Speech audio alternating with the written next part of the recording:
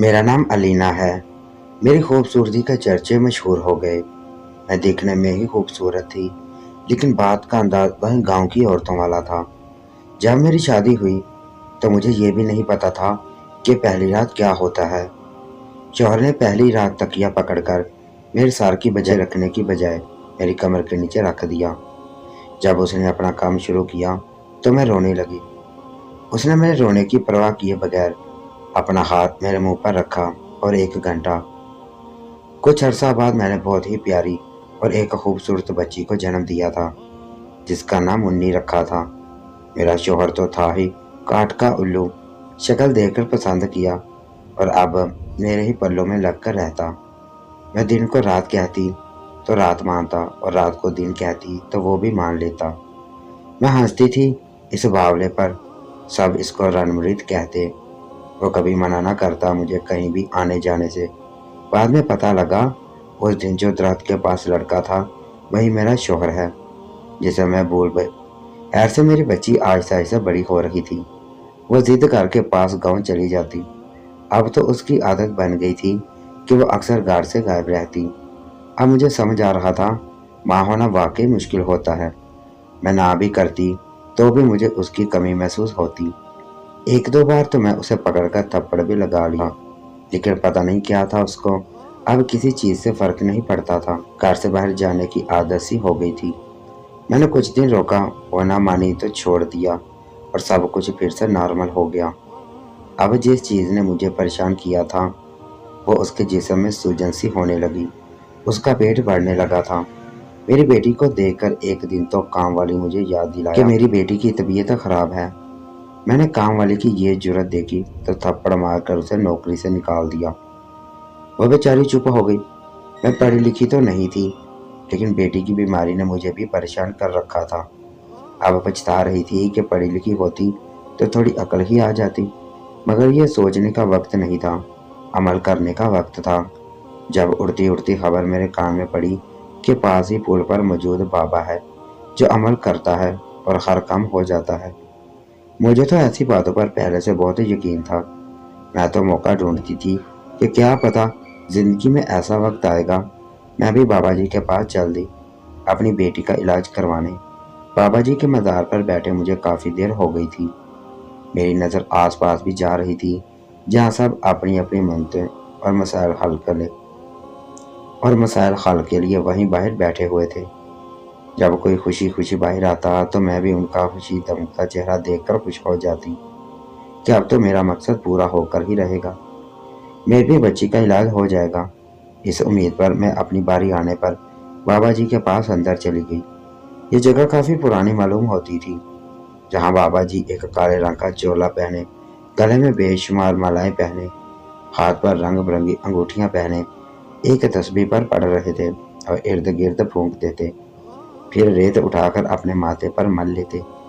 मैं जाते ही उनके पैरों में बैठ गई थी और अपना मसला बयान कर दिया, जिसे सुनकर कुछ देर तक वो आंखें बंद करते मुंह ही मुंह में कुछ मंत्र पढ़ते रहे और फिर एकदम आंखें खोलते मेरी तरफ देखने लगे। उनकी काली सुरमे से भरी आंखें देखकर मैं खुद खौफ से लर्ज गई, लेकिन अपनी बेटी के लिए कोई हाल तो निकालना ही था, इसलिए खामोश बैठी उनके बोलने का इंतजार करने लगी।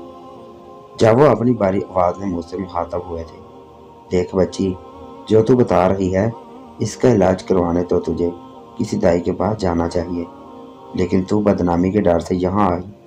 मैं समझता हूँ, इसलिए जो अमल तुझे कह रहा हूँ वो खामोशी से बगैर किसी को बताए एक कमरे में करना है। फिर अपने पास पड़ी राख उठाकर मुझे थमा दी, साथ कुछ दम किए हुए लीमू भी दे दिए। इनमें से रोज एक लीमू को मुट्ठी में निचोड़कर तो इस राख से अपनी बेटी के पेट की मालिश करना। साथ बाबा जी ने यह भी बताया कि यह अमल 1 महीना चलेगा और तब तक तेरी बेटी घर से बाहर कदम भी ना निकाले, वरना अमल उल्टा पड़ जाएगा। मैं अपनी बेटी की बीमारी से बहुत परेशान थी। मैंने सारे पैसे उनके गले में डाल दिए। वो तो बाहर आई, चेहरे पर घबराहट भी थी और मैं अंदर से खुश भी थी। अब बेटी सही हो जाएगी। अपने चेहरे को कपड़े से ढांक कर मैं फौरन घर आई तो बेटी घर में मौजूद नहीं थी। मैं बेताबी से उसका इंतज़ार करने लगी। जब काफ़ी देर तक वो न आई تو نہر کنارے جا کر اس کو خود پکڑ کر اپنے ساتھ واپس لے آئی۔ گھر آ کر ایک کمرے میں لا کر اسے بند کیا اور بابا کے کہنے کے مطابق میں نے وہ لیپ اسے لگا دیا اور باہر جانے سے سختی سے منع کر دیا۔ میں اب روز یہی کام کرتی، گھر سے اس کا نکلنا بند کر دیا، اس کے باپ کے سامنے بھی نہیں جانے دیتی کہ کہیں میری بیٹی علاج میں کوئی رکاوٹ نہ آ جائے۔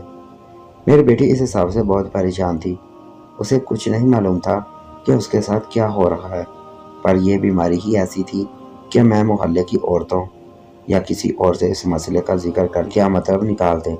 بابا جی نے تو پہلے ہی ایسی بات کر دی تھی جس کے بعد میرا وہاں جانے کا دل نہیں کرتا تھا، کیونکہ میرے پاس علاج نہیں تھا۔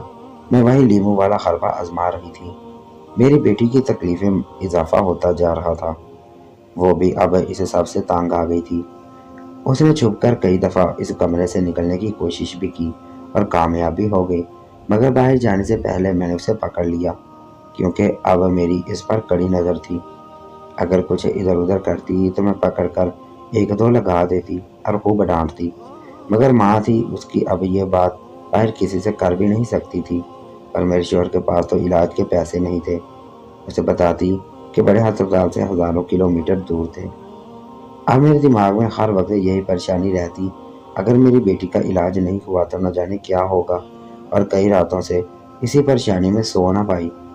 رات کو مجھے بے چینی کی باعث عجیب و غریب خواب آتے۔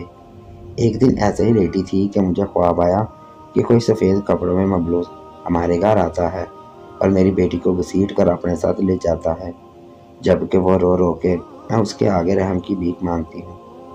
میں اس سے فریاد کرتی ہوں اور پھر میری بیٹی کی آواز آتی ہے جو کہتی ہے کہ مجھے بچا لو، یہ سب خواب اور باتیں تو اور مجھے ڈرا دیتی۔ میں اپنی بیٹی کو کمرے میں ہی بند رکھتی۔ اب مجھے اور ڈر لگنے لگا کہ کبھی کوئی میری بیٹی کو ہمارے ہی گھر سے اغوا نہ کر لے۔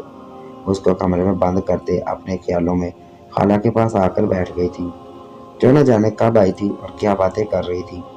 ان کے آنے پر میری بیٹی بھی کمرے سے باہر آ گئی۔ اس کو دیکھتے ہی کہنے لگی، الینا تیری بیٹی ماشاءاللہ سے بڑی پیاری ہو گئی ہے، مگر یہ اس کے پیٹ کو کیا ہوا؟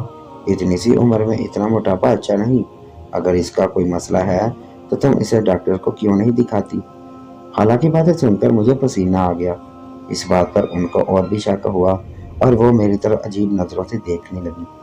میں نے ان سے چائے پانی کا بھی پوچھا، مگر جاتے جاتے وہ جن نظروں سے مجھے دیکھ رہی تھی میں نے نظریں چرا لی۔ مجھے ایسے لگ رہا تھا کہ وہ میری بیٹی کو اچھوت سمجھ رہی ہو۔ ماں کے لیے اولاد سب سے عزیز ہوتی ہے۔ لوگوں نے میری بیٹی کے بارے میں سوال کرنا شروع کیے تو میں نے بھی لوگوں کے گھر آنا جانا چھوڑ دیا۔ میں کوشش کرتی کہ کوئی بھی ہمارے گھر نہ آئے۔ بیٹی کو بھی میں نے گھر میں ہی بند کر رکھا تھا۔ بابا کے لیمو والے نے چھوڑ کا ہی اب مجھے آسرا تھا۔ اب دن پورے ہونے والے تھے جب اگلے دن ہی کچھ عورتیں میرے گھر آئیں۔ میں ان کے ساتھ بیٹھ کر ادھر ادھر کی باتیں کی، لیکن وہ اس بات پر بازیدہ تھی کہ میں اپنی بیٹی کو کمرے سے باہر بلاؤں۔ میں حیران تھی کہ ہر انہیں میری بیٹی سے کیا خار ہے جو اس کی عجیب و غریب بیماری پر اسے تنگ کرنا چاہتی ہے۔ بہرحال میں اپنی بیٹی کو گھر سے نہیں نکالا۔ وہ سب مجھے حقارت سے دیکھ رہی تھی۔ مجھے معلوم تھا کہ محلے میں یہ لوگ عجیب و غریب باتیں سوچ رہے ہیں۔ خیر میں خود پر قابو پاتے ہوئے ان عورتوں کو سمجھانے کی کوشش، جب کسی پر مصیبت آئے تو انسان کو یوں کریدنا نہیں چاہیے، مگر لوگ یہ باتیں کب یاد رکھتے ہیں۔ میری بیٹی کی زندگی تو برباد ہو چکی تھی، لوگ اس کے بارے میں عجیب عجیب باتیں کرنے لگے تھے، لیکن میں جانتی تھی کہ میری بچی معصوم ہے۔ اب جو بھی ہمارے گھر آتا تو جیسے تفریح کا سامان مل جاتا، وہ میری بیٹی کو دیکھ کر بات کرتا اور میری بیٹی پریشان ہو جاتی۔ اب تو یہ بات میرے شوہر کو بھی معلوم ہو گئی تھی۔ وہ الگ سب سے پریشان ہوتے، اپنا منہ چھپا کر پھرتے۔ کچھ سمجھ نہ آ رہا تھا کہ کیا کیا جائے۔ پورے گاؤں میں ہمارے گھر کو نہ جانے کیا کیا کہا جا رہا تھا۔ میری بیٹی بھی گھبرا کر اکثر رونے لگ جاتی۔ وہ بہت معصوم تھی، نہیں جانتی تھی کہ یہ زمانہ اسے کس نظر سے دیکھ رہا ہے، مگر اب سب کو پتہ چل چکا تھا کہ لوگ اس کی ذات پر انگلی اٹھاتے ہیں۔ میں سب سے تنگ آ گئی تھی، مگر لیمو والا عمل اب بھی جاری رکھا۔ لیکن جب کوئی فرق نہ پڑا تو بیٹی کو لے کر بابا جی کے پاس چلی گئی۔ میں نے بابا جی سے کہا، عمل پر جو بھی قیمت آئے آپ میری بیٹی کا علاج کریں، کیونکہ اب اس کے لیے یہ تکلیف ناقابل برداشت ہو گئی ہے۔ میں نے برابر میں ایک جھگی کرائے پر لی، شوہر سے کسی رشتہ دار کی شادی کا کہہ کر وہاں سے رہنے لگی۔ اب کچھ نہ کچھ تو کرنا ہی تھا۔ اسی دوران میری ملاقات ایک رپورٹر سے ہو چکی تھی۔ میں نے اسے یہ بات بتائی مگر اپنی بیٹی سے ملنے نہ دیا۔ 1 مہینہ گزر چکا تھا مگر اب بھی بابا کے عمل سے کچھ بھی نہیں ہو لیکن اب بھی بابا جی کے عمل سے کچھ بھی ہوتا نظر نہیں آ رہا تھا۔ تب میں نے سوچ لیا کہ صبح ہوتے ہی بابا کے پاس جا کر پوچھوں گی کہ ہر وجہ کیا ہے جو اتنا سب کرنے کے بعد بھی میری تکلیف کم ہونے کی بجائے بڑھتی جا رہی ہے۔ بابا جی نے کہا کہ کل دوبارہ آنا۔ اگلے دن میں ان کے حضور حاضر ہو گئی۔ بابا جی، آپ نے کہا تھا کہ اس عمل سے سب صحیح ہو جائے گا لیکن اب تک اس کا کوئی فائدہ نہیں ہوا بلکہ میری بیٹی کی تکلیف تو بڑھ رہی ہے۔ لوگ عجیب عجیب باتیں کرتے ہیں، میری بیٹی کی زندگی کا سوال ہے، پلیز کچھ کیجیے۔ میں کوئی بھی عمل کرنے کے لیے تیار ہوں، بس یہ سب صحیح ہو جائے ورنہ میری بیٹی کا کہیں رشتہ بھی نہیں ہوگا۔ ایسی بیماری کے ساتھ کون بیٹیوں کو رخصت کرتا ہے؟ بیٹی صبر سے کام لینا پڑتا ہے۔ مجھے لگتا ہے تیری بیٹی پر کسی کا سایہ ہے، اسی لیے میں عمل بھی نہیں کر رہا۔ کل سے میری آنکھ پھڑک رکھی ہے، یہ ضرور کوئی طاقتور بلا ہے جو چلی جا کسی اور عورت کے پاس۔ اب تیری مدد کوئی عورت ہی کر سکتی ہے کیونکہ عورت ہی عورت کی دشمن ہوتی ہے تو ہمدرد بھی ہوتی ہے۔ جا، تیرے مسئلے کا حل کسی عورت کے پاس ہوگا، اس کو لے کر کسی عورت کے پاس چلی جا۔ میں نے اپنی بیٹی کو 2-4 جوڑے پیک کیے، اس کو لے کر اماں کے گھر آ گئی، ان کو سارا ماجرا بتا دیا۔ تم اتنی بیوقوف کیسے ہو گئی بیٹی؟ تمہیں ذرا خیال نہیں کہ تم ایک بیٹی کی ماں ہو؟ بھلے یہ معصوم ہے مگر بیٹیوں کی عزت بہت نازک اور قیمتی ہوتی ہے، اس کے لیے اتنی بے خبر تم کیسے رہی کہ تمہاری بیٹی جس کے ساتھ یہ سب ہو گیا اور تم خاموش بیٹھی رہی، پتہ لگنے پر بھی میرے پاس نہ آئی ہے۔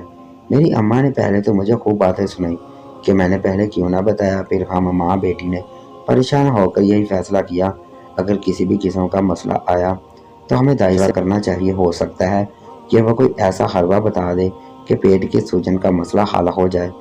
ہم نے ایک عمر رسیدہ دائی کو بلوایا، وہ آتے ہی آرام سے بیٹھ گئی۔ میری بیٹی کو دیکھ کر چہرے پر مسکراہٹ سجا کر دائی نے اپنی فیس کی بات بھی پہلے ہی طے کر دی، جس سے اسے پتا تھا کہ نتیجہ نکلنے والا تھا۔ ہم نے بھی اس کی ہر بات پر حامی بھری تھی، ہم دونوں کو باہر بھیجتے۔ اس نے میری بیٹی کا معائنہ کیا مگر وہ بہت پریشان تھی۔ پھر جو بات اس نے ہم دونوں کو بتائی، ہم ماں بیٹی پریشان ہو گئی اور شرمندہ بھی۔ میں نے آگے بڑھ کر اپنی بیٹی کو سینے سے لگایا۔ اس نے ہمیں گوشت منگوانے کا کہا۔ میں نے گوشت منگوا لیا تھا۔ کمرے میں اس نے میری بیٹی کو بھی بلوا لیا اور ہمارے سامنے اسے گوشت پر بٹھا دیتی۔ اس گوشت سے تیز خوشبو آتی اور ہم دونوں ایک کونے میں کھڑے دور سے ہی اسے اپنے ہونے کا یقین دلاتے۔ کل رات سے میری بیٹی کو پیٹ میں شدید قسم کی تکلیف اٹھتی محسوس ہوئی تھی۔ دائی کو بلا کر لائی تو اس نے پھر سے گوشت منگوا کر بیٹی کو اس پر بٹھا دیا۔ تھوڑی دیر گزری تھی، جب اسے گوشت پر بٹھایا تو جو چیز سامنے ہے اسے دیکھ کر سب کے رونگٹے کھڑے ہو گئے۔ میں نے دیکھا کہ وہ کہ کالے رنگ کا سانپ تھا، جسے دیکھتے ہی ہم سب کے رونگٹے کھڑے ہو گئے۔ میری بیٹی کی بیماری کا پتہ لگ چکا تھا۔ دراصل اس کے جسم میں ایک سانپ چلا گیا تھا جو شاید رات کے کسی بیر اس کے ناک یا کان کے راستے پیٹ تک جا پہنچا، جس کی وجہ سے اسے پیٹ میں درد اٹھا۔ دائی ایک تجربہ کار عورت تھی، وہ سمجھ گئی۔ اس نے ہمت سے کام لیا اور میری بیٹی پر کسی قسم کا الزام لگانے سے پہلے اس نے اچھی طرح اس کا معائنہ کیا۔ جب اسے معلوم ہو گیا کہ معاملہ کچھ اور ہے تو اس نے عقل مندی سے کام لیتے ہوئے سانپ کے لیے گوشت منگوایا اور میری بیٹی کو اس پر بٹھا دیا تاکہ گوشت کی خوشبو سونگھ کر سانپ خود بخود باہر آ جائے۔ اور پھر ایسا ہی ہوا۔ سانپ کے باہر نکلنے کے بعد میری بیٹی کی طبیعت سنبھل گئی، اس کے پیٹ کا درد پھر رفع دفع ہو گیا۔ گاؤں والوں کو جب پتہ چلا تو ان میں سے کسی نے بھی کچھ نہ کہا، جیسے ان کو سانپ سونگھ گیا ہو، حالانکہ یہ وہی لوگ تھے جو پہلے میری بیٹی کا حال روزانہ پوچھتے تھے۔ سچ ہے کہ دنیا کسی حال میں خوش نہیں، کسی پر کوئی مصیبت آ جائے تو لوگ انسان کو اور زیادہ دکھ دینے کی کوشش کرتے ہیں۔